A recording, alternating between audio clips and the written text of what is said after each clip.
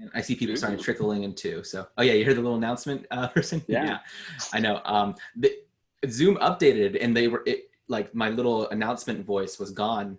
And I was really like sad. I was like, wait, what is it recording or not? But Oh. it doesn't show up in the recording. So no one knows what I'm talking about if they just watch the recording. So like, what are you saying? Anyway, okay. So I see people trickling, which is awesome. So just kind of a quick, I was kind of going on to a little tangent, but overall advice is that as you guys go through this course, this is your section 3. And there is, I think now in the curriculum, there's 43 or 44 sections with varying size and difficulty and stuff like that. And plus there's the appendix as well, is that you will, you might fluctuate from being a little behind, a little bit ahead and stuff like that. And that's perfectly fine. But one thing I'd suggest for you guys too, as you guys go through it, is know that, it's going to sound kind of weird when I first say this, but trust me, is that you will not know everything when you're done with this course. You will not know everything in Python or data science in your whole career. Like that's perfectly fine. And it's okay to accept that. If you guys have heard of imposter syndrome, give me a thumbs up if you've heard of imposter syndrome. Yes, that is a very real reality, especially with something very technical like data science, where you feel like you know stuff, but like not enough. And like everyone knows so much more than you. There's always more you can learn. And of course, strive to learn as much as you can, but don't feel also like as you're going through stuff, you're like, you get stuck on something like, I'm just not getting this. It takes time. And it just takes iterations over and over. So right now we're in the beginnings of Python. So some people at this degree, like if you have some coding experience, you're going to feel really great at it. You're like, cool, like I got this. I can just zoom right through this. Awesome. And, maybe if you don't have coding experience, you might say, you know what, I feel like I'm stuck. Like I'm at this beginning and I can't even get past this point. But no, it does get better as you get through, and we're going to practice it over and over and over again. The good thing is that we're going to use Python literally throughout the whole course. So like you're going to see lots of Python and you'll get lots of practice in it. Okay. So I'm about to kind of hop right into it, share my screen. But before I kind of start, is there any like overall like burning questions that you just have to ask right now about the past few sections or anything? Yeah, pretty good. All right. If there are questions, I do tend to talk a lot. Sometimes I like to go on little tangents too. So feel free to interrupt me. I love tangents because that means that you guys are asking questions that you care about. So I'm more likely to answer those. But feel free to just interrupt me anytime. All right. So let me go and share my screen. And let's see here. I have too many windows open, as always. All right. Let me share this. Oh, yeah. By the way, my name is Victor. Nice meeting you all. I've seen most of you guys come in already. Also, for the record, if you hear some babies crying, I have newborn twins. They're like 3 months old. So it's about their time when they start eating and everything. So, all right, let's go through this part. So this is kind of like me kind of going from section 2 where you guys start, or not section 2, but really section 1 where you start learning what coding is and everything like that. I think it's a good idea to kind of review like what good coding practices are, because you guys, since you guys are learning right now, it's a perfect time to like hammer in those like habits and stuff and good practices and everything. And I will tell you is that I've seen in the industry and product, people have horrible coding practices, and you will too. And you will be guilty of doing some of these things, and you'll see me guilty of these things. But the more you practice and the more you kind of like try to get good habits, the better it's going to be. So what is the goal of code? So besides just actually making something happen, you want to be able to read it more than you write it. Like you want to be able to like think about your code first, write that code, and then not come back to it later on because you made a mistake. At this level, you guys are probably like, I can't even like, it takes me like half an hour to figure out like one line of code, which is perfectly fine. But as you get further along, I want you to really think about like, what are you trying to do with your code? And then once you figure out what you're going to do with your code, actually write that code. Right now, it's going to be much more like kind of like you're playing around with like Lego blocks and trying to just figure out what sticks together. But as you get better and better, sometimes people get into the habit of just writing code really quickly. And then there's like, I don't know what's happening. It's not working. And they code themselves in a corner. And what's going to happen, especially in data science, where we're very methodical in figuring out like what our processes look like. It helps to really think about what's going on. So just some quick things.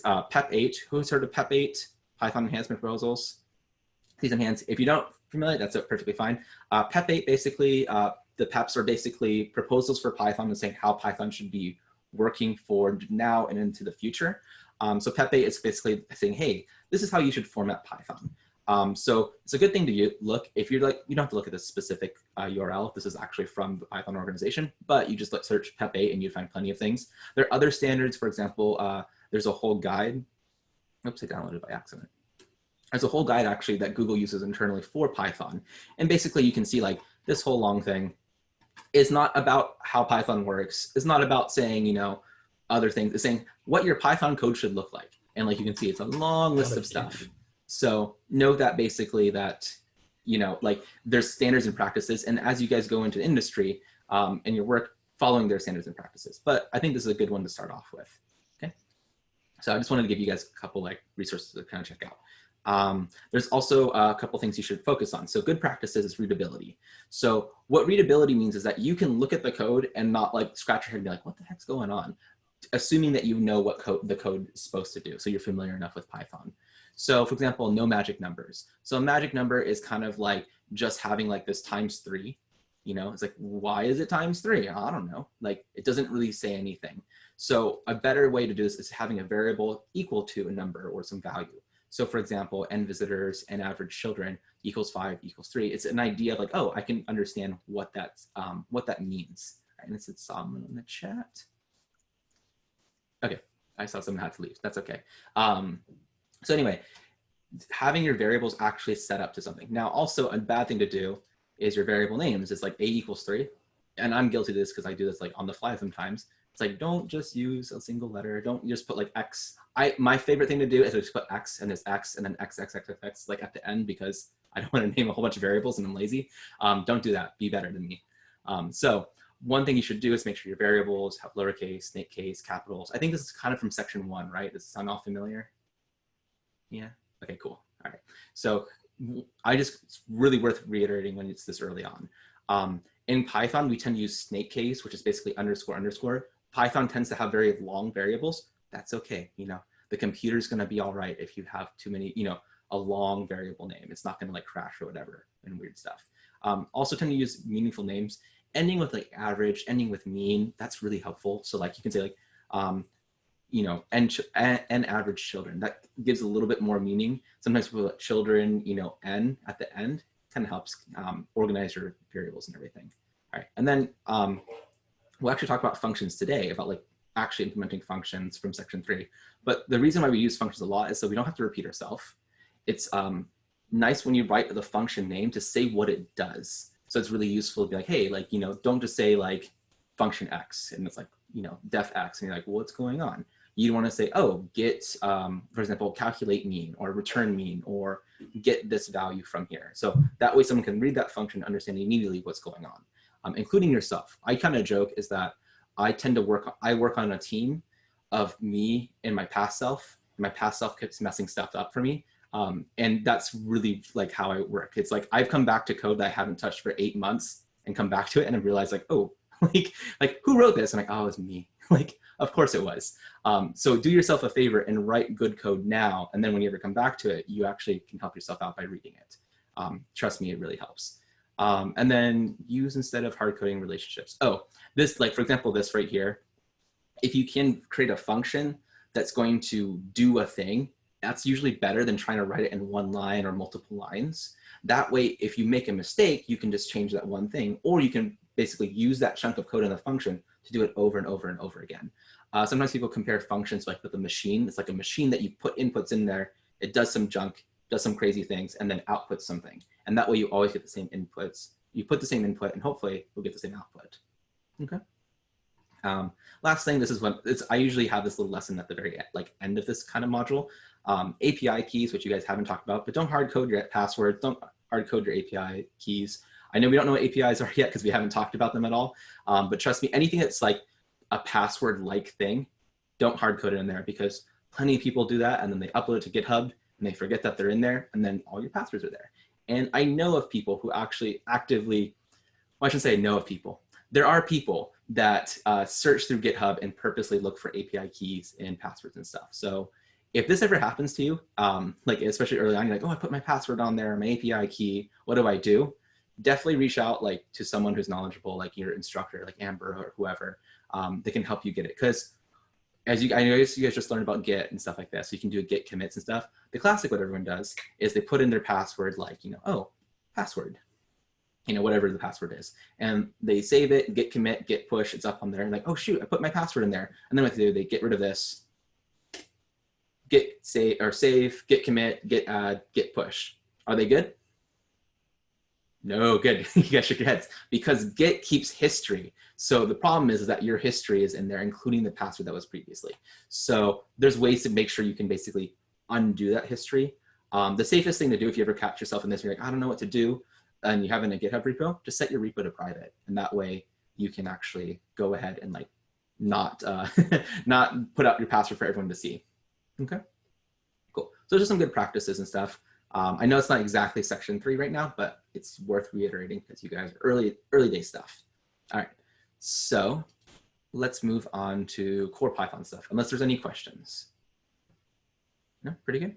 All right, so before I move on to this stuff right here, I should let you guys know I do have a repo of this info, and I'm going to send it. I'll put on Slack too, but I'll send it to you guys right now. Where's my chat? Oh, Zoom likes to move my window. There it is. So I'm going to send it in the chat right now. And this repo, like I use this for like literally all my other cohorts. So this way you can find like the notebooks if you want to like go back to it. You say, oh, I saw that really cool code thing, or like, oh, like I want to try this out myself. You can go to here and play around with it. Here, I believe it's going to be in coding basics. Yeah, all right. Coding basics, like for example, that coding conventions right here is in this notebook. Well, I'm not going to wait for it to load, but you get the point. And then the rest of the stuff we're going to go through. There it is. And then the rest of the stuff we're going to actually go through is mostly Python stuff. And then section 4 is NumPy, but Amber will be back by then. Hopefully, I think she should be good. So we're going to go over these 2 notebooks. Okay. And then what I try to do, I'm not always the best at doing this. I try to put the curriculum modules right here. So if you actually go on the README page, you can see the curriculum. You can see module 1, for example. And so, for example, this is module 1, section 1, blah, blah, blah. Sometimes they're a little different because we have different versions. But module 1, section 3, you can see the different notebooks, and you click on this guy. It'll take you to that notebook specifically. And that way you can kind of go through and all that stuff. And then I try to also put recordings. Like if you guys, have you guys seen the big spreadsheet with all the different recordings and stuff like that before? I see some takes. Okay, someone remind me at the end to share that out, just to remind you guys. Amber might have shared it to you, but maybe like not. Sure. There's a whole bunch of recordings, and that's where some of these recordings actually point to. Usually they're mine for the record, but plenty of other instructors have it in that spreadsheet of like recorded stuff that might be relevant to you. Any questions, or I think I heard someone? No? Just to let everybody know, I think where I found it was on the homepage. There's a link under the calendar. It's there. I realize I have it saved right here, so I'll send it chat with you guys. I'll also put this stuff on the Slack channel, but oh, this is the see, I'm past the time. This is the new. This is the old stuff. So there we go. It looks like this. Has anyone ever seen this before? I see Eric nodding. Yeah. So I'm sending that right now, and you can find the recordings and stuff. Okay. All right. So cool. Now I kind of did that business. I can go into the real stuff. We can actually talk about doing some code. So our objectives today, basically, we're going to go through a whole bunch of stuff because as you guys saw, section 3 is pretty dense and there's a whole list of things. So we're going to try to go through as much as we can. Main thing we're going to talk about is like strings, numbers, then talk about data structures. So lists and dictionaries. There's other data structures that we're not going to talk about, like collections. But the main stuff, like you need to know at least lists and dictionaries and how they work. And then also defining use case for like control flows like if, for, and while. Okay, and then we'll go into hopefully functions, and then if we have time, we'll see if we get some statistics like stuff that we'd use for linear regression later. Okay, so data types. So this, for example, is a bunch of variables. What's really nice about Python, does anyone know another programming language by chance? Just give me a thumbs up if you've learned another programming language. Okay, I see a hand or two. Yeah, maybe kind of. So some programming languages you have to define, it's like, oh, this is an integer, this is a string, this is a blah, blah, blah, blah, blah. And Python is kind of like this chill guy just saying, yeah, whatever, like do whatever you want. You know, if it doesn't work, okay, but like I'll try it out, you know, we'll see what happens. That's how Python's like attitude is. So you'll see that in how the code is. So you can see here for string is just equal to string here. You can also use double quotes like that. Okay, so these both work the same way. Not every language, for the record, uses like single quotes and double quotes, but Python, again, is super chill. So he's like, yeah. So you can see here some numbers and stuff. And so we have different types. And so we can actually check out, you know, like, hey, like there's our string. For example, if we wanted n, oh, n is none. So that's why this comes out. If I want to make it print out, I can do a print. There you go. You can print none. So I don't know if you guys have figured this out with Jupyter yet. At the end of the cell, if it's meant to like, if it's just by itself, like, you know, number, it'll actually display it. And it's actually, when I say display it, I mean, it's literally calling display. So what this looks like is like if I do print number, it looks like that, but I can also do like a display in Jupyter Notebook. And that's what's actually being called. Sometimes there's a difference between print and display, so just know that difference. But it's a nice shortcut. Instead of giving like display and then the last line, you can just put the last line and it knows to call display. Make sense? Cool. All right. Useful to know. All right. So how can we check the types? Well, we can check with a method that's built into Python called type. So we can do types number, okay, or type of the variable itself, and you say, oh, it's a float, and we can see that is a float. A float is a decimal, okay. If we do another number, int, okay. One thing to note, and I'm going to redo this second. Be very careful with reserved words. So for example, you see how this is nice and green. You're like, ooh, it's so pretty. This is awesome. That means it's a special word in Python. But remember how I said Python's like super chill and just like, you know, do whatever you want. I can set this to equal to 1, which is not chill. Because then if I do 1, Python's like, all right, if you want to do that. So now if I want to say, hey, later on in my code, and I accidentally did that type equals 1, and I do type of string, it goes, hey, you can't do that. And it's like, what do you mean I can't do that? Because it now thinks type is 1. So now if I do 1 or type like this, it's 1. So that's why you have to be very careful with Python. Python's super chill, but also means it's easy to kind of break things. But if you get into this space, all you got to do, kernel restart. And it basically like refreshes the kernel is kind of like the thing that runs the code itself. So now if I do type here, well, this isn't going to work because if I do type, well, it's going to give me an error because see, now it's actually here. But so I was trying to show you that it had changed, but it's easier just to run it. There you go. Okay. Well, any questions on this? Okay. These are really the only types you need to know. Bool, which is Boolean, true or false. None, you know, there's an integer, floats, strings. There's other types as well, and you can make up your own types, but those are the base stuff. Okay. Hey, Victor. Yeah. That clearing with restarting your kernel, is that almost like clearing your cache? Kind of, not exactly. It's much more like when you type Python, it's something called an interpreting language, and it's basically executing line per line per line, and it's going to remember all the things you've done. So when you do a kernel restart, it basically, it's not really refreshing its cache. It's kind of like starting up a new, what we call kernel, the thing that's actually running the code itself. Well, so I saw that, so like the input 3, so the number was still there. It's not like it went away. Oh, so that's because that's this guy right here, right? Right, You're so saying? it didn't refresh that. It only refreshed input 4. Here, let's try it out, right? So like what's cool about Python, we just try things out. So if we do restart, and you say like just run this guy. And so I run this guy, you can see, say, hey, number's not defined. And you can see that's the number 1. Oh, okay. So I must have run this at some point, and then you saw that. Yeah. Okay. Okay, but good catch. Yeah, you never know, right? So No, because I ran into something earlier today where I knew the code was right, and it just kept giving me an error. So I feel like I could have used something like that. Yeah, so this is really useful as you guys do your projects and work on stuff. My suggestion, especially if you're doing something from scratch and you're working on it for like an hour, 2 hours, 3 hours, periodically do a kernel restart and then run it top to bottom, because that way make sure you're not accidentally, you know, doing some weird thing where I'm popping back and forth. And you can see, like, for example, if I run this now, like, see, that's the 17th line, and it looks like, oh, it looks like I ran this, you know, first and then this one, but maybe I didn't, you know, I could have had in different order.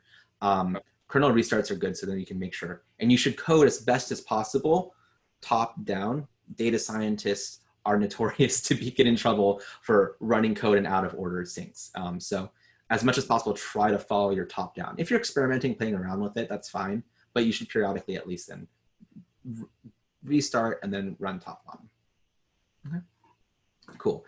I know I'm kind of like, most of this stuff, like, I'm going to take some time to kind of tell you guys some like tools of the trade, I guess, just to kind of help you guys out. One thing, for example, for Jupyter is, I don't know if you guys might have caught, I just did this. I did like another, which is already defined up here, another number.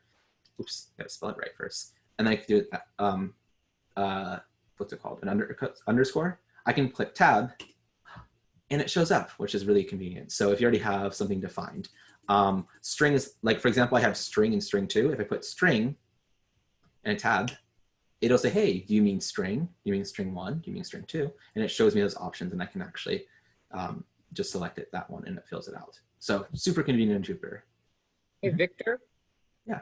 Question: when you were going through the kernels and you were going up, you click that down. I had several times when I was doing like the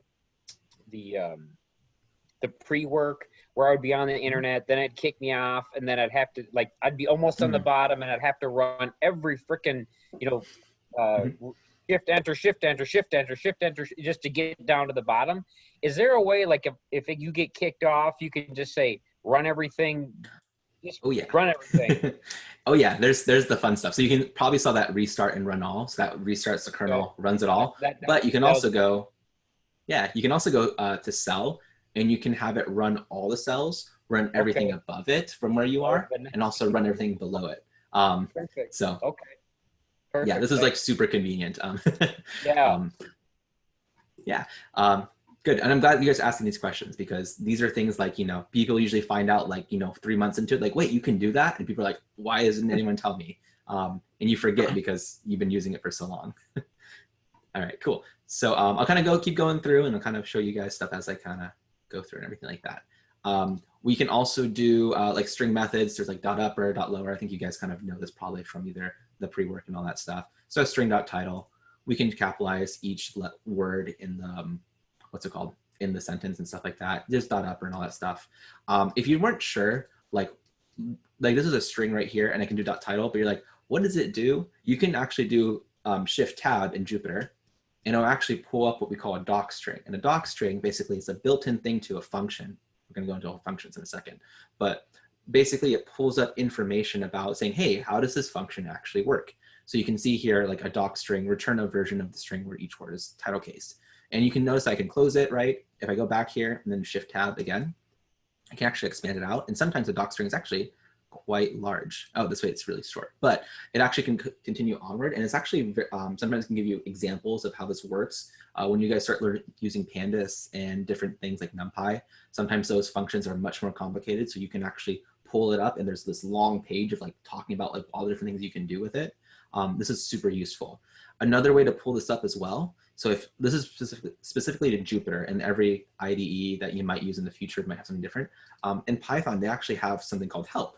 And help actually pulls up essentially the function and tells you information about it. So I can do, for example, I'm just gonna put string.title, and I run this right here, and you actually see that's the same exact help doc string right there.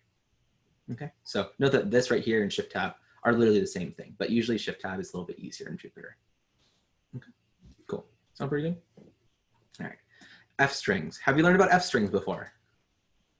Oh, F strings are beautiful. You guys need to learn this stuff. So this is because I learned Python back in 2.6 days, and string formatting was the worst. And F strings came around in 3.6, I think. Python 3.6, could be 3.7. I think it's 3.6. Anyway, the Python you're using uses F strings, and you can basically format this number. So for example, if I want to say, what is the meaning of life? I could say, okay, we can actually put strings together, say what is, get rid of this, the meaning of life. And then you can actually put them together and say, hey, one big string, right? That's cool. I was like, oh, cool. Let me just do that with a number now, right? What is the meaning of life? It's 42. So I can do that. Ooh, it isn't like that. Python says type error, can only concatenate string, not float to string. So when you see errors, never freak out. Errors just is Python trying to be nice. You say, hey, I think you made a mistake. This is what I think. This is what happened. Maybe you could try something different. That's what an error is trying to tell you. So the thing about this, oh, I have to convert this into a string. I could do string of this number, which is built in Python. See that green, and convert that number into a string. And now it's, oh, cool. That's kind of nice. I was like, what if I wanted 43 now? It's like, oh, I got to do +1 in here. And it looks messy. I'm like, oh, this is old school Python. So what's nice is that we can use something called F strings now. And F strings basically saying, hey, it's a special formatted string, F string. What is the meaning of life? And then what you have, these curly braces right here, say, hey, you're going to go ahead and take this stuff right here in this curly brace and treat this as Python code. And so what it'll do now is say, what is the meaning of life? And it'll just do number plus 1. So you can see here, if I enter this guy, you can see 43 right here. So it's super convenient. And you're like, oh, there's also some extra formatting stuff you can do. I'm not going to go into that stuff, but you can basically start doing, for example, like 0.3f. And you can say, oh, give me some extra decimals for the end. So this is going to be really useful for formatting strings as you're kind of iterating through data and want to see more information or less information. So it's really convenient. And then if you didn't want that, for example, in F string, you could just like backslash, or yeah, backslash is this direction. So you can see when I backslash it like this, oh, well, there's nothing formatted there. That's why it's being angry at me. But you can basically say, hey, don't use this as an actual code. Okay, sound pretty cool? All right, so anyway, F strings are pretty amazing. You'll see me use those a lot too. And other people use it too. All right, so moving on to data structures. So data structures, I mentioned lists and dictionaries, right? How are we feeling about lists and dictionaries? Or give me a thumbs up about lists. How do you feel about list? Cool. How do you feel about dictionaries? Give me a thumbs up. Yeah, okay, sideways. All right, that's good. All right. And sideways means that there's room for learning. So at least you recognize there's a room for learning. You might actually be this and you say this. You don't know. All right, so let's go through it real quick. So a list, basically, you can think of like an array, or sometimes if you're from other math or science background, a vector. Usually you'll hear people say arrays in computer science. Note that lists are not the same thing as arrays as in other computer science languages. And basically it's because a list, because remember Python's like whole philosophy is like, yeah, you can do whatever you want, man. Like if you want to put a string in there and an integer and you want to put another list within a list, like, yeah, totally do it. Other languages are very strict. They're very like, I don't know, they're like English teachers. They just don't want you to do anything other than like what specifically you ask for. So this is what we're doing with this top travel cities. It's like we can just go ahead and pass in all of these lists of cities and you say, oh, cool. Nice, simple enough, right?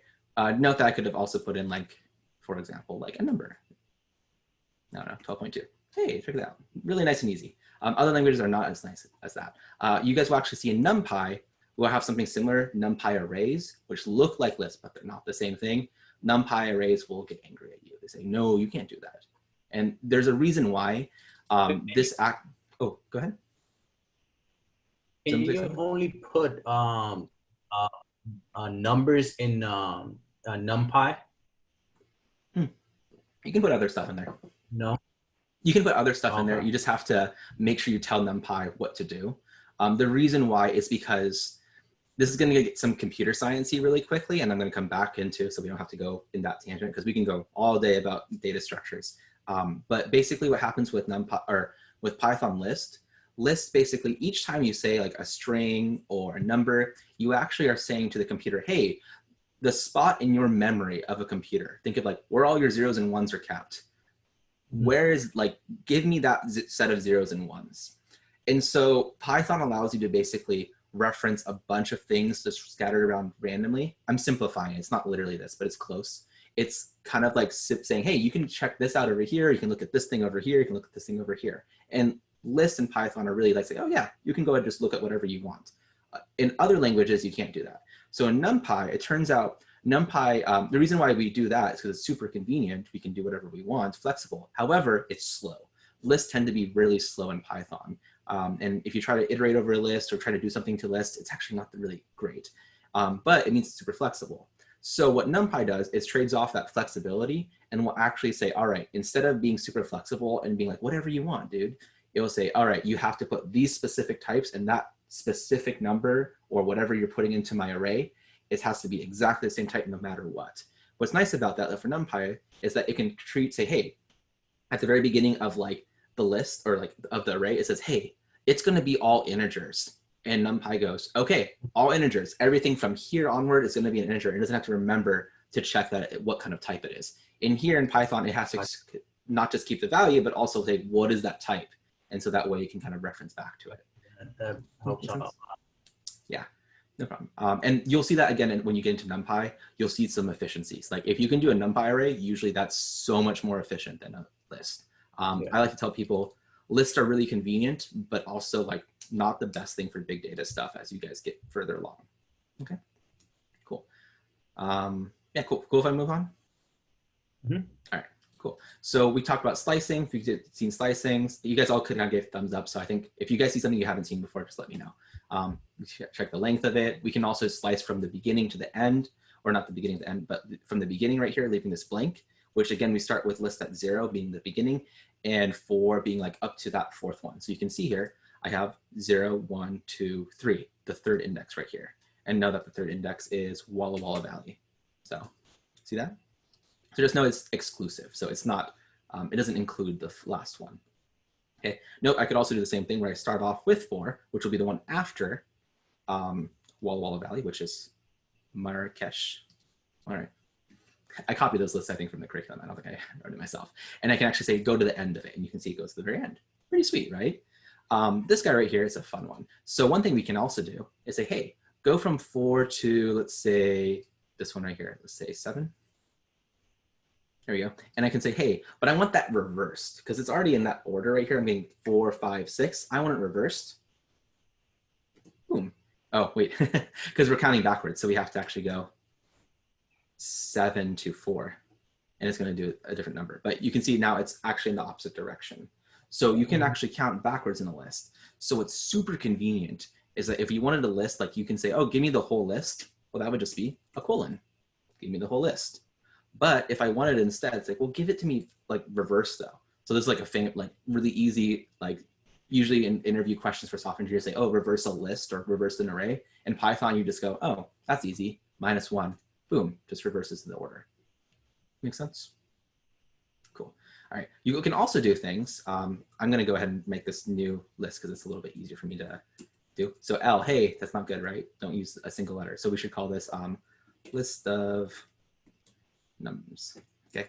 And this is where I'm going to create a list from a range of 10. And we're just going to say list of nums. Okay. So you can see there's my list of numbers, right? Nice and easy for us to find. I can do things like, hey, well, what if I want every other number? Well, I can say count by 2s. Hey, we get all the even numbers. Go 0, 2, 4, 6, 8. If I did 3s right here, so note that if I do the whole list, that only goes from, that's 0 through 9, so 10 different elements. I can actually do it by 3s as well. And it just won't include anything that's past that point. So it's going 0, 3, 6, 9. It's like, that's cool, but like I want to start actually at 1, not at 0. You can say, well, okay, we'll start at the first index and go to the very end, which is what this is right here. This there's nothing here, and then say every 3rd. Boom. If you wanted to go, so, well, I want to only go to the 7th element, which won't include 7 in this case. There we go. So you can basically very quickly slice what we call the slicing in lists and stuff like this. Really convenient, and you'll see this really similarly used in Pandas data frames and stuff that you guys will learn, and then also NumPy arrays, which for the record, Pandas data frames and series are actually built on NumPy arrays. But you'll see this used really commonly in Python. Okay. Does that make sense? I kind of went through that pretty quickly, but go through. Cool. So this one right here, anyone got to guess what this would do? Count backwards by 2. Yeah, so here's the whole list. Count backwards by 2. Yeah. So it starts backwards and it's going to go from Pio Chang, right? And basically counts every other one. Okay. Pretty cool, huh? Yeah, Python's great. It's a good thing you guys all chose this language. All right. So cool if I move on then? List. All right. So we got different lists right here. We can do things like .pop, .append, .remove, .extend, blah, blah, blah, blah. I didn't even remember .extend. I had to like look this up. Like, what is that? Like, I never work with lists and stuff. We can also just add lists to the end. So note that you can see the different lists right here. This is A, this is B, and this right here is new A. Or say this is after extending B. So you can basically have 1, 2, 3, or 1, 2, 3, 1, 2, 3. Okay. There's some funkiness sometimes. For example, if I add in a new, so note that this is like, I should set this as, yeah, this is A. So you can see A is like this. Let's say B is equal to, or let's say just add to B. So I'm going to B is, we'll put number 4. You see, hey, look at that. So B was this, it now has B like this. And let's just say, okay, let's see what A is, because remember A was A.extend B. What? It didn't add it on there. And that's because now .extend actually created a copy of B and put it together. So just because you make changes to B doesn't mean you're going to have these changes on here. depending on how you do things with list, it can actually modify that number in there. So I can go and like, I don't want to spend too much time on it because it's more like when you come across this, is this going to be like a bigger deal? But just know that essentially, because a list is essentially just saying, hey, this space in memory is over here. It depends if you made a copy of it or if you are literally working with that list. Does that make sense? I know it's kind of it might be a little confusing at first, but I think so. For example, I can make a list of a list. So C, and we're just going to do 10, 11, and then A. Okay, and then we'll print out C. There's C. So this is A right here. Let's say now I'm going to make a new cell to make it really clear. I say A is equal to just, we'll put like the number, whatever this is, 100,000. Okay. And so now A should just be 100,000. And I'm going to get rid of this. So now, actually, I'm trying not to like hop around too much. That way it's a little bit easier for us to read. If I put C here, okay, so I run this C, what is C, what do you guys think C will be? Will it be this guy right here, or will it be something different? Like Something different. 10, 11, 100,000. Yeah, let's see what it does, right? Yeah, it doesn't. Yeah, you see? And this is where the things where you're like, wait, but I thought this happened. And this is where, like, again, it all depends on how things are defined in Python.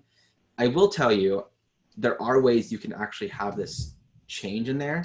But in general, Python tries to create copies of things versus trying to like literally change that specific part. So let's see if I can kind of show you guys this. So this is, now we have this, 100,000, because now I have redefined A. So we have this guy, C. And let's say C, A, the 0th element is equal to, I don't know, 20, okay?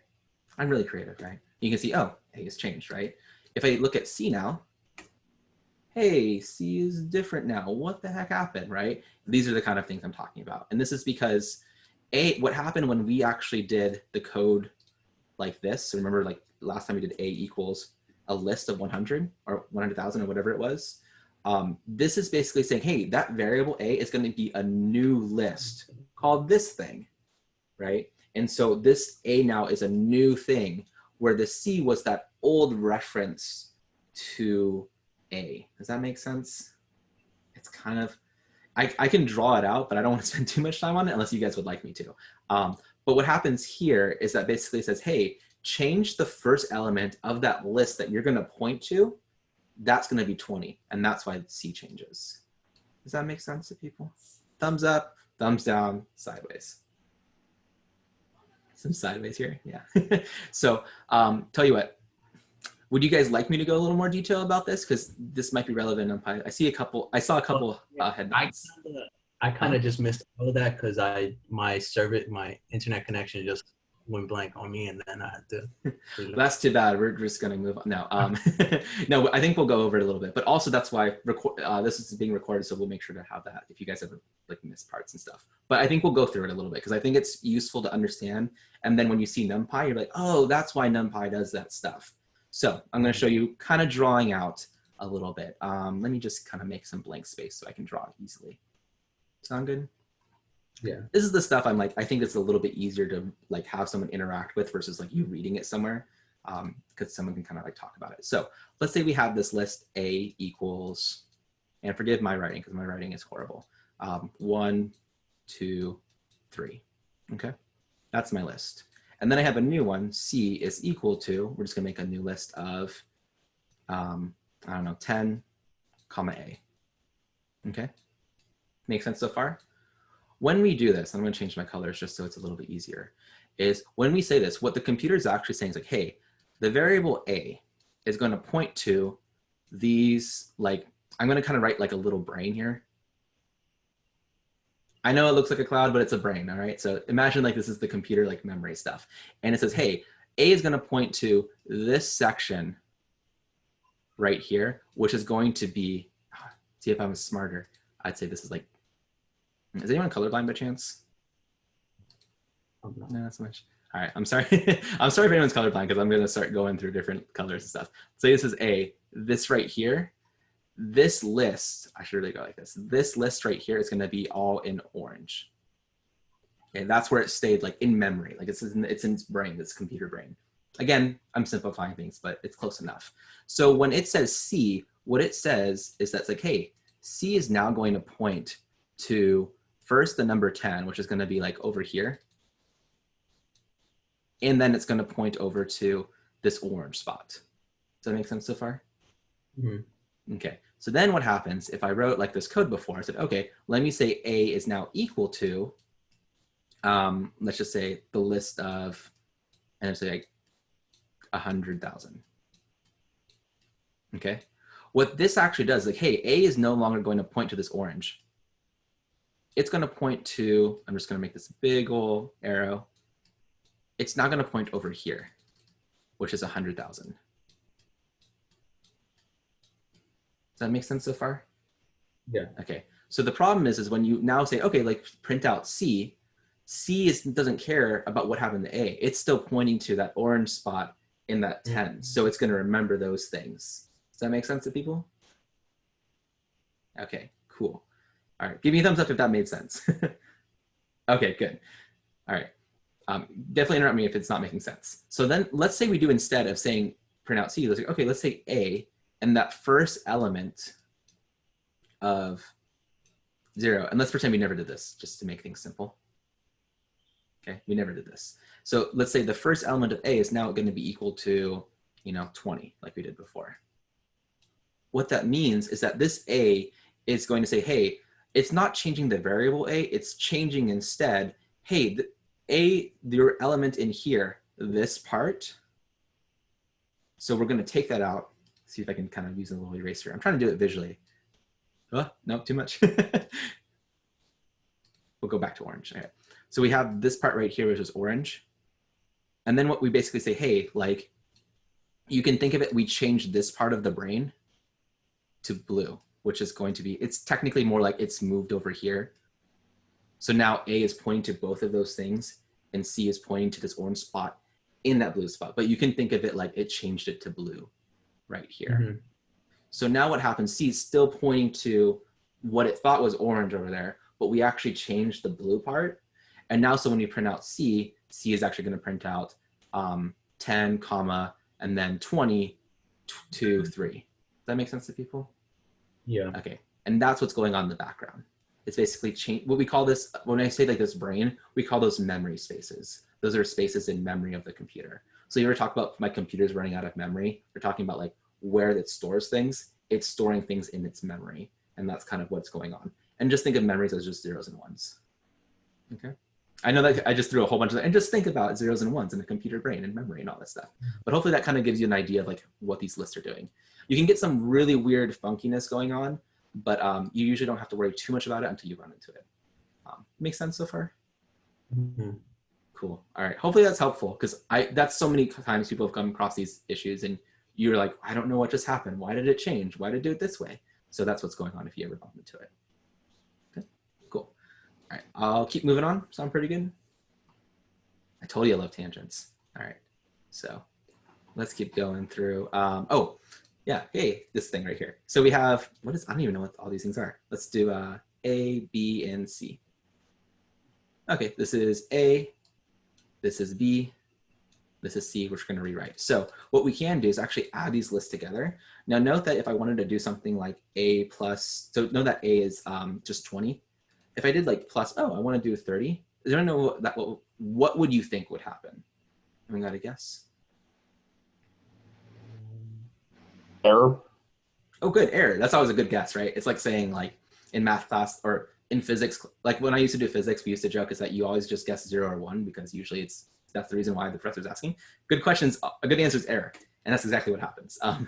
You might think it might add 30 to the list. You might think it might add 30 to 20 or something funky like that. Turns out it says, no, I don't know how to do that. Python's like, I tried, but I just can't do it. I'm sorry, bro. So, I have a question. Yeah. Why is it that if you try to multiply that 20, which is like a list, it'll come out to like 20 times 30? Yeah, so this is like, remember A is 20, right? And Eric just brought up, what if you do multiplication? And he already knows like, oh, it does this thing. You might think like, oh, multiplied by 20. But what's happening is actually, it just does 20 like 30 times. So okay. Yeah, so easier one is to see is the 3. Fun thing is that I'm going to give you a secret about Python.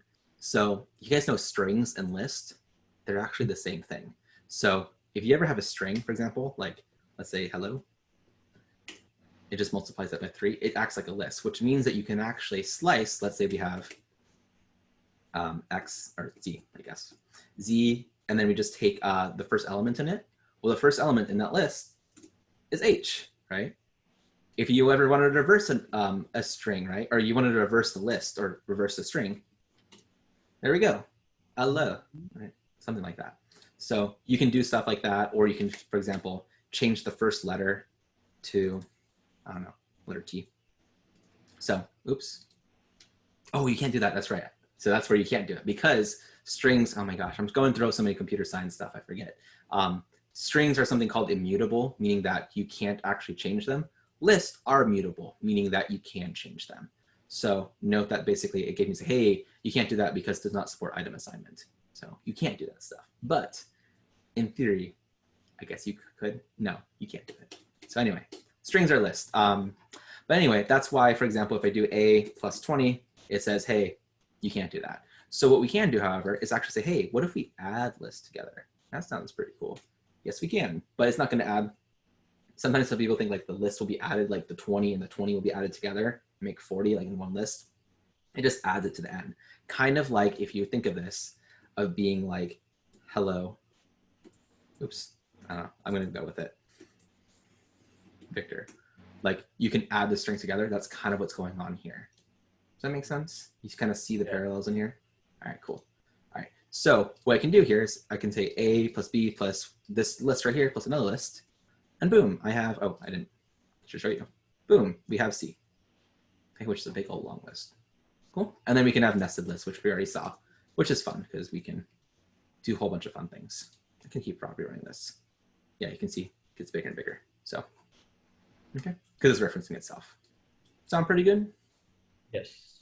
Yeah, who knew lists were this exciting, right? So, okay, so let's go into dictionaries then. So dictionaries kind of like, I saw a lot of people go like sideways. Remember back when I asked you about lists and dictionaries? Yeah, so we'll talk about this. So this is a basic dictionary. And basically you can think of a dictionary as a specialized list. That's what I think of it of. Sometimes you might hear these called hash maps. So if someone says in like Java or something like, oh, we're gonna do a hash map, you can think now like Python's like, oh, that's a dictionary. They mean the same thing basically. So basically you can think of dictionaries as like key value pairs. Well, lists actually have a key value pair. So if you remember, let's see if the C good. Okay, C right here, we have this huge mess to be messing around with, right? We actually have a key and a value. The key, well, the value is like, let's say this first one is 20, right? Does anyone got the idea of what the key would be? Like, how do we reference? The variable, wouldn't it be the? It could be a variable, but like we can say 0, take the 0th element of this list, and that will be 20. And so lists are actually just like dictionaries in this way. It's essentially like, it's just that the key is going to be 0 and then 1 and then 2 and then 3. Does that make sense to people? Okay. So what's going to happen here is that dictionaries are more general. You can basically create whatever key to begin with, as long as the key thing about having a key is that your key has to be what we call immutable, which means it cannot change. So for example, you can't have a list, which is mutable, it can change. We can't have the list right here. And that's actually, if you guys know anything about computer science, that's why it means a hash. A hash means that basically you can take this thing and it becomes a single value essentially of that thing. So we have to basically take a hash, which means it has to have a definite value. We can't have it change on this. So we can have a key, a string key, and then we can have a value. But then after that, we can do whatever we want. As long as this right here is immutable, meaning it cannot change. So if I wanted, for example, I'm going to reset C to be list of range of 10. We just saw this, right? So you guys saw what this kind of does. I'm picking a range from 0 to 10, well, excluding 10, making a list. If I wanted to recreate this and being like my C dictionary, so C dict, I can actually create this right here. It's like, okay, well, that's 0 is going to be 0. 1 is going to be 1. 2 is going to be 2, right? And I'm not going to write the whole thing because that's annoying. But now I can do C dict. And you can see it's the same idea here. So the first element, which is going to be 0th element, is going to be 0 and stuff like this. So that's the kind of the idea of like how this dictionary works. However, I can also put like, strings or other lists or values. For example, I can actually stick C right here and say that list value is actually this, this list right here. Note that if I try doing the opposite, if I try doing C for like 1, it's gonna say, hey, you can't do that, unhashable type. It can't have a certain value. And it's not that you can't have variables referenced here. So for example, I could put X right here. That works perfectly fine because that number, the number 1 that X represents doesn't change. But the C value, so the value in the variable C can change, which is a list. Does that make sense? Okay, cool. All right, so that's what a dictionary does. Basically, you have a key and a value, and the way you reference it, just like you reference in a list, is referencing it with the key. So for example, if I had my cdict, I can say, hey, give me 0, the first element, or the key 0, and it's going to give me this guy right here. Make sense? So in this case, I have a dictionary called D, string key, string value, other key is 1, 10 is going to map to 5. We can now see getting the value of this other key should give us the value 1. There we go. Okay, and note that I could also have done like 10, and that also would have worked, right? I could also, just so you guys know all the different ways you can kind of reference this, you can also do, let's say, key is equal to this. So that's a variable now, and it can reference that thing. Okay, make sense? Mm-hmm. Cool. All right. Note that you can now then do nested dictionaries within dictionaries. So for example, remember how this is cdict right here? I could also put cdict and D. And you can see here is that the other key is going to point to that dictionary. So if I do now other key, you see I get that dictionary. But remember, this dictionary has a list of keys, right? So I can say, oh, give me the key 2. And it gives me, in this case, well, I was really boring, right? So I just mapped it to 2. But you can reference multiple keys, like we call these nested dictionaries. So you sometimes will see this as well. Okay, make sense so far? Mm-hmm. Cool. Now the real question you guys should ask, well, first of all, are there any questions? No? Okay, so the next question you should ask is say, hey, what if we get a key that doesn't exist yet? Let's say for D, we do like 100, or let's say missing key. Like what's gonna happen there? Anyone got a guess? Will it just add it to the end? Ooh, add it to the end. That'd be pretty cool. Unfortunately, it doesn't. You can already hear my reaction, right? Anyone else got another guess? David, this is where you use your answer from last time. I was thinking error, but I thought there'd be. Oh, an error. How weird. Oh my gosh, look, it's another error. So there you go. Yeah, so basically dictionary is like, hey, no, I don't know what that is. I don't know what you're talking about. So what's kind of cool is that you can actually do the safer way to do this, because sometimes you run your code and it like errors out. You're like, ah, my gosh. I'm showing this try except, but you can do .d.get, and you say, hey, get me, let's say, for example, the key that we know that works, other key. And actually gets that, whatever it is. If I have this guy, let's say missing key, and I run this, it returns none. So if I, for example, do x equals this and then print x, you can see it gives me none. And so you can actually define like, hey, if you can't find it, give me something else. Like, don't just give me none. Give me something useful. And for example, like a useful value might, for example, be 0. So you might have, for example, like the number of like times someone has done something, it's in a dictionary. You might have the person's name where maybe they're never showing up, and like a number of like, I don't know, tardies they have or something like in a classroom. You can say, well, just because they're not on the list, I shouldn't just give none, I should give like a 0. And so for example, you can actually have this return now a 0, which is really useful. You basically have a default value. And if you didn't know how that worked, you do a shift tab and check that out. It gives me some information about how to do this. Okay. Pretty cool. Sound good? All right, awesome. I'm not going to go over it because we're about time. So I went a little bit over, but I feel like, since you guys are stuck with me instead of Amber today, I'll give you guys an extra 10 minutes if you guys are willing to keep going for a little extra 10. Okay, cool. All right, so I won't go into this thing, but know there's something called try except blocks. So if you just look up try except in Python, you'll find ways to handle errors. So for example, if you get an error right here, instead of it just like stopping your code, you can actually have it, hey, catch an error, and for this. Okay, that's right, Dylan had to head out. But you can see here, for example, I can say, hey, don't just like stop execution. Like you see there's no error actually said to do something. So you can actually catch these things. But I'm not gonna go into that right now since it's not part of section 3, but it might be useful for you to look into. All right, I'm gonna skip over this part because that's what we just did. Oh, we didn't do this. So note that I can do for a dictionary, we can actually have our dictionary. We have the length of the dictionary. Length of the dictionary is 3. Makes sense, right? We can also do .keys, which will basically give us a list of the keys. So note that, however, it looks like a list, but it's not quite. You see this dict keys. So if I, for example, try to get like the first element in here, it's like, hey, I don't know what you're talking about. So typically what we'll do if we want a list of keys like this, we might actually do list, like list of keys like this, and this will actually create a list from those list of keys. And then we could, for example, actually get the first element, which is 3 keys. The reason why it doesn't like you to like ask for the first element, because in a way, the keys don't have a real order. It's kind of just like, oh, these are the keys, but there's not like a real order for it. That's why you can't just simply, like the logic goes that you can't just simply pull out, you know, the first element. But you can see we can get all these things in here. Okay. Wait, I thought it was because it's not like the data type. The reason why you can't do what you just did was because of the data type. But when you change it, and then you can get it. You're absolutely right. I misspoke. And the way this is literally because it's not the right or not the right type, and so you can't do that. But the logic behind it, like why you can't do that, like why didn't they just let this happen, is because you really should think of keys as not an order. Okay. Yeah.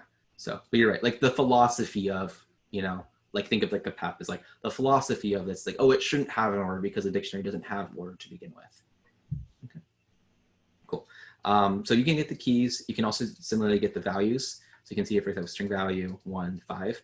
We can also get d.items, which is kind of a fun one because this is really useful when we actually do for loops. So we can actually pull out a pair. So it's actually, if I do, for example, let's convert this to a list. You can see here, it's basically this guy right here, which is a tuple. Have you guys learned about tuples? Thumbs up. Yeah, okay, see some head shakes, see some thumbs up. Think of tuples are like lists, but you can't change them. That's kind of pretty much what it is. Shortcut. It's a tuple because there's 2 things, but you can have more than 2 things. Just know that. But this tuple basically is saying, hey, each element in d.items is this thing. So this is basically our key and our value. Our key and our value right here.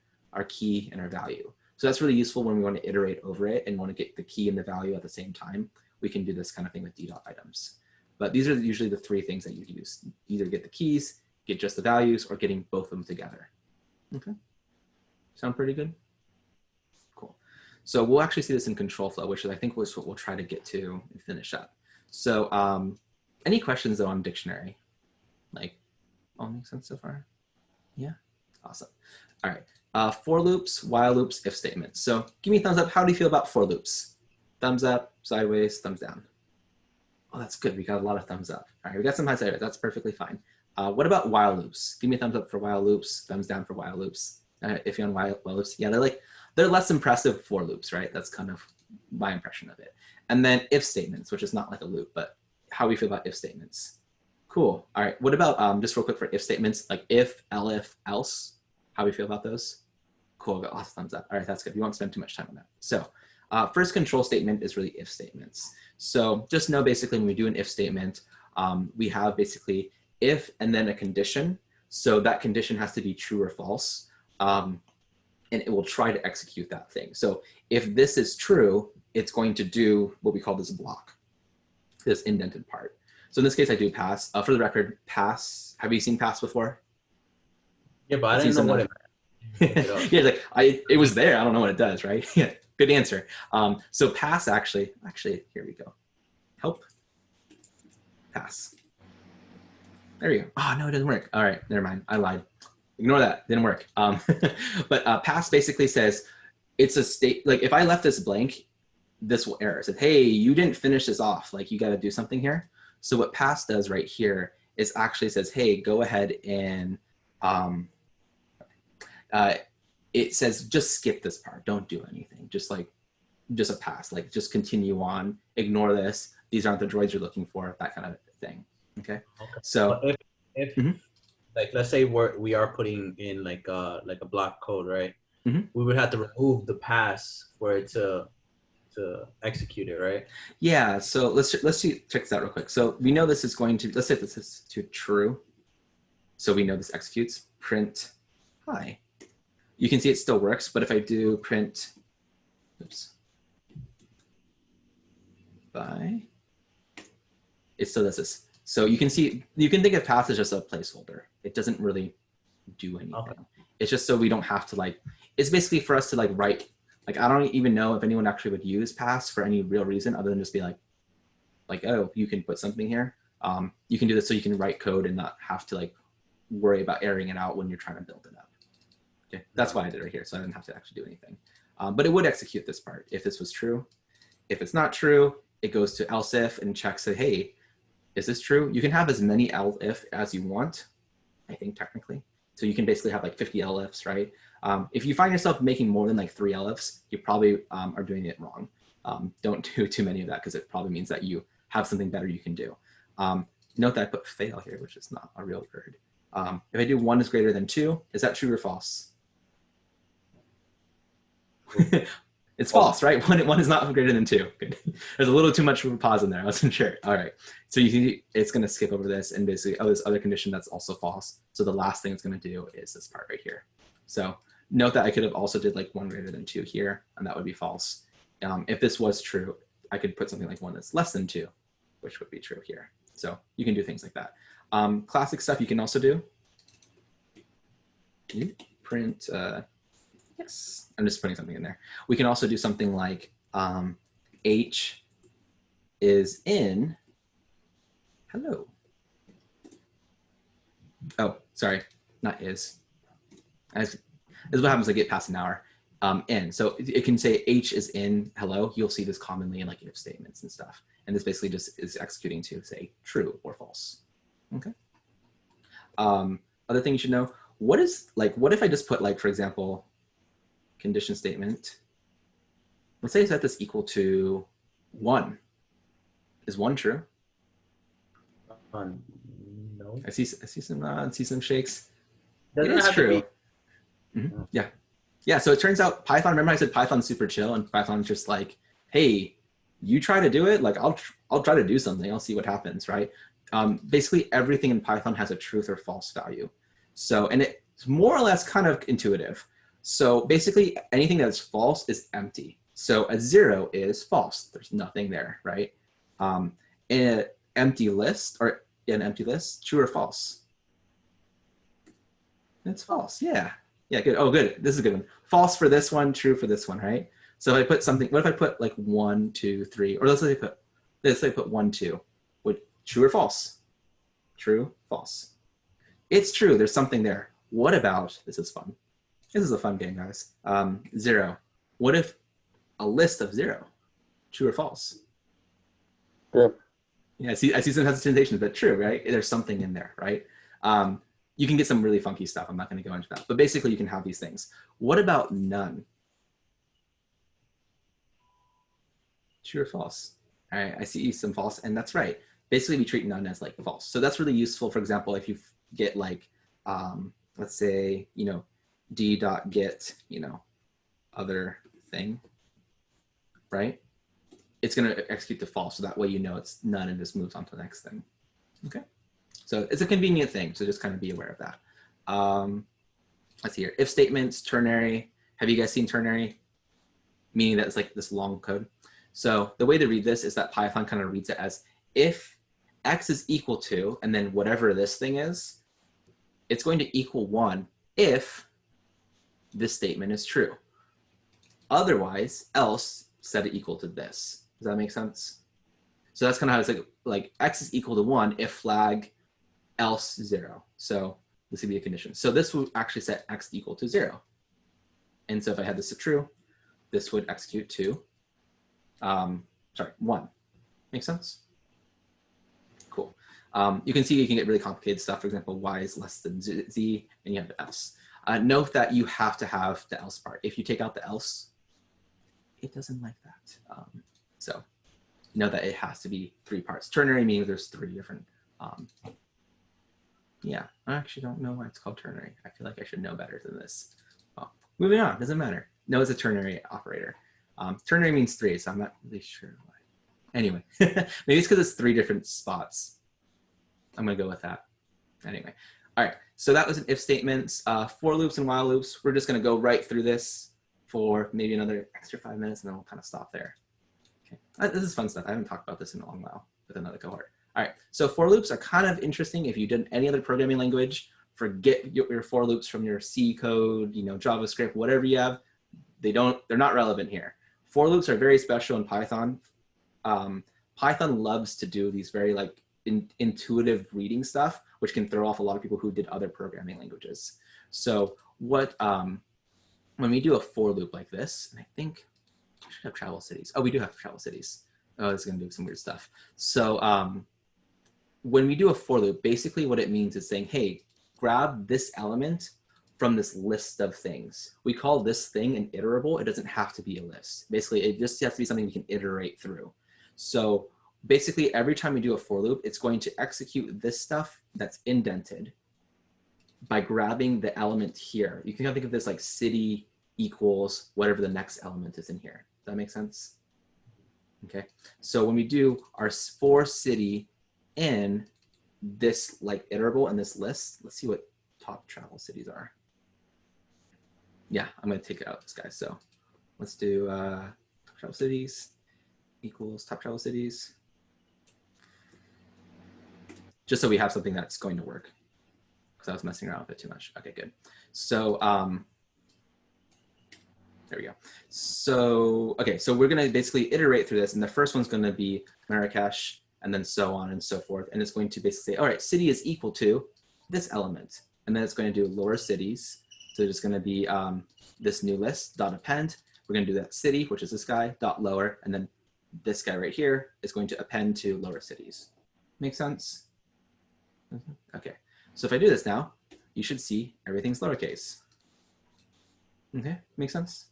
And I could have also, for example, put in print this city. Let's do our for loop, our F strings.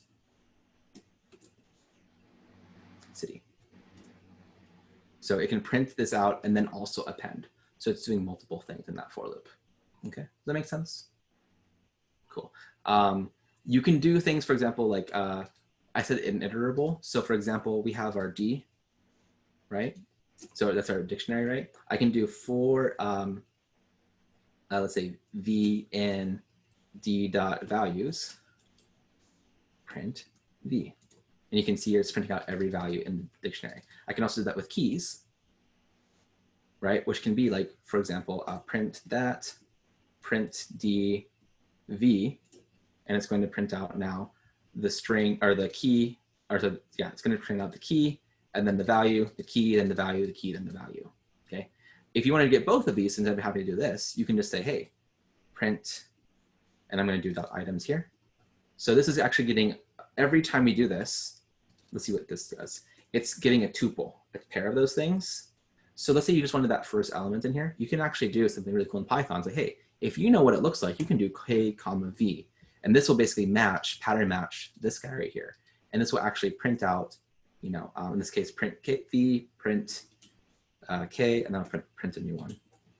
And basically you can see here, it's getting out the value, printing out the key, and it's matching that tuple. Does that make sense? Cool. If you wanted just the key, but not the value, and you're like, I have to get this in a tuple form, I can actually put an underscore. And this will be k comma underscore. And that underscore is basically says, hey, just ignore what that next item is. And I'll get rid of this v right here. And it'll just go ahead and iterate through that thing. Even though it's literally getting k comma v, it's just we're ignoring that part. Make sense? Cool. All right. All right. Kind of running low on time. Yeah, a minute left. So just know then, while loops, even though they exist, I'll be frank, I don't think I've used a while loop in Python for the past like 5 years. Like I just don't do that very often. But a while loop basically has a condition right here. So we have a while this is true, do stuff underneath here like a for loop. And then you can basically, when this is not true, it'll just stop going through that over and over and over again. This is where we can get infinite loops where it goes over and over. You can also, for example, just put a break statement here. And so after it reaches that break statement, it's going to go ahead and stop. So usually what people do with this, it'd be like if stop number is less than 2, break. And you can see it's going to go keep going, and then it's going to stop before it reaches all the way to 0 because I put this break statement here. Okay, so that's pretty much what it is. You can also do a continue, which is basically said, hey, this is true. For example, if it's less than 2, maybe I want to do something new, like print, let's say, this number is low. And then I can do continue. That was really helpful, but you can get the idea that basically it'll just continue on to the next part. So if, for example, I say like print after if, what will happen is it'll do like, okay, do the number and then print after if, but then if it's less than 2, it will print this number is low and then continue, meaning that it'll go back up to the top. So it just basically doesn't do this extra stuff underneath. Does that make sense? So it basically says continue the while loop or continue the for loop or whatever loops you have. Okay, cool. Sound pretty good? All right, wow, it only took us an extra, like 15 minutes to do this part. But I was talking a lot at the beginning, so fair enough, right? I'll stop it here, but just know that the next part would be like functions and stuff like this, and you can kind of play around with this. I kind of should have a little notebook for functions, including Lambda functions. Have we seen Lambda functions? Who's seen this dreaded Lambda term? All right, I see some thumbs up. Who feels good about Lambda functions who have come across it? Yeah, no one does at first. They are beautiful functions, and they deserve their own time and place and everything like that. I don't have enough time to go over them right now and everything, but just know a Lambda function is just a really short way to write a function. And so if you think of this, just kind of jumping ahead a little bit, we didn't really talk about functions, but I assume you guys know at this point. A Lambda basically is saying, hey, this is going to be a Lambda function. This is your input. This is what you should output. That's all Lambda function is. And so you can, for example, I can define this Lambda function, which is just a function. I can then do stuff with it, which seems kind of useless in a lot of ways. You're like, why would I ever need to do this? This seems really lame. But in Python, in data science, a lot of times we will actually say, hey, do this function, and you have to pass in a function, say, do this to every row in our data frame, essentially a spreadsheet. And so it's useful to actually pass in very short functions versus like defining a function and then passing that specific one. We can do it all in one line. So that's where you'll see Lambda functions where they're passed as other parts of a function. I know it's kind of confusing, but just know that you'll see that quite a lot in data science.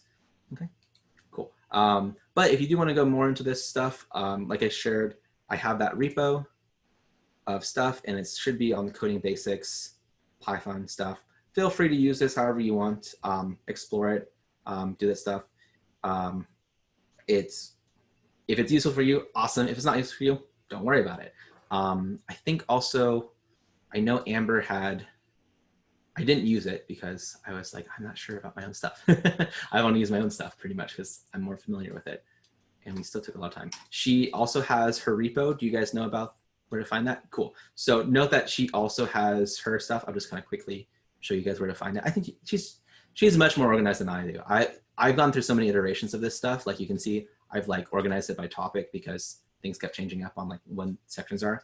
She's much more dedicated in the sense of making each module. I used to do this and then things broke and I'm like, I'm not gonna do this anymore. So just kind of know that. But you can see week 2 part-time, you guys can find stuff. And I think most of the stuff we talked about, you can probably do this stuff. I think she even talks about list comprehensions, which we didn't get time for. But basically, no, it's a for loop. It's kind of think like how Lambda functions are a short function. List comprehensions are kind of like a short for loop. So anyway, all right, everyone. Well, I won't keep going here. Any questions before I head out? No? Cool. All right, let me stop sharing my screen and stop recording. Oh no, Zoom, where did you put my windows? All right, I'll just keep it going, and I'll just leave here. All right. Take care, everyone. Great meeting you all. I'll make sure to put the recording up there, and then any resources on the Slack channel. All right. Thanks, Victor. No problem. Thank Take you, care. Victor. Thank you.